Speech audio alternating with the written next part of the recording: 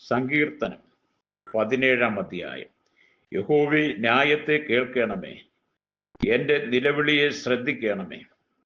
കപടമില്ലാത്ത അധരങ്ങളിൽ നിന്നുള്ള എന്റെ പ്രാർത്ഥനയെ ചെവിക്കൊള്ളണമേ. എനിക്കുള്ള വിധി നിന്റെ സന്നിധിയിൽ നിന്ന് പുറപ്പെടട്ടെ. നിന്റെ കണ്ണ് നേര് കാണുമാറാകട്ടെ. നീ എൻ്റെ ഹൃദയത്തെ ശോധന ചെയ്തു, രാത്രിയിൽ എന്നെ സന്ദർശിച്ചു.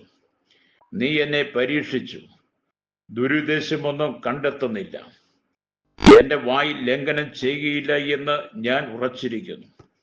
മനുഷ്യരുടെ പ്രവൃത്തികളെ കണ്ടിട്ട് ഞാൻ നിന്റെ അധരങ്ങളുടെ വചനത്താൽ നിഷ്ഠൂരന്റെ പാതകളെ സൂക്ഷിച്ചൊഴിഞ്ഞിരിക്കുന്നു. എന്റെ നടപ്പ് നിന്റെ ചുവടുകളിൽ തന്നെ ആയിരുന്നു, എന്റെ കാൽ വഴുതിയതുമില്ല. ദൈവമേ, ഞാൻ നിന്നോട് അപേക്ഷിച്ചിരിക്കുന്നു, നീ എനിക്ക് ഉത്തരമരുളുമല്ലോ. നിന്റെ ചെവി എങ്കിലേക്ക് ചായിച്ച് എൻ്റെ അപേക്ഷ കേൾക്കണമേ.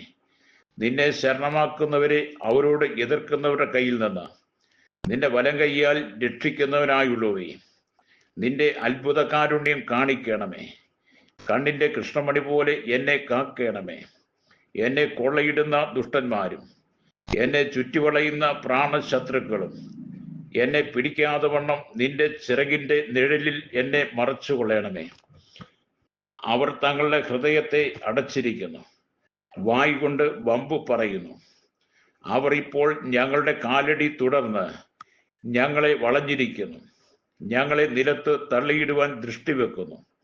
കടിച്ചു കീറുവാൻ കൊതിക്കുന്ന സിംഹം പോലെയും മറവിടങ്ങളിൽ പതിയിരിക്കുന്ന ബാലസിംഹം പോലെയും തന്നെ. യഹോവേ, എഴുന്നേറ്റ് അവനോട് എതിർത്ത് അവനെ തള്ളിയിടണമേ. യഹോവേ, എൻ്റെ പ്രാണനെ നിന്റെ വാൾ കൊണ്ട് ദുഷ്ടന്റെ കയ്യിൽ നിന്നും തൃക്കൈ കൊണ്ട് ലൗകിക പുരുഷന്മാരുടെ വശത്തു നിന്നും വിടിവിക്കണമേ. അവരുടെ ഓഹരിയിൽ ഈ ആയുസ്സിൽ എത്രേ. നിന്റെ സമ്പത്ത് കൊണ്ട് നീ അവരുടെ വയറ് നിറയ്ക്കുന്നു. അവർക്ക് പുത്രസമ്പത്ത് ധാരാളമുണ്ട്. തങ്ങളുടെ ധനശിഷ്ടം അവർ കുഞ്ഞുങ്ങൾക്ക് വെച്ചേക്കുന്നു. ഞാനോ നീതിയിൽ നിന്റെ മുഖത്തെ കാണും. ഞാൻ ഉണരുമ്പോൾ നിന്റെ രൂപം കണ്ട് തൃപ്തനാകും.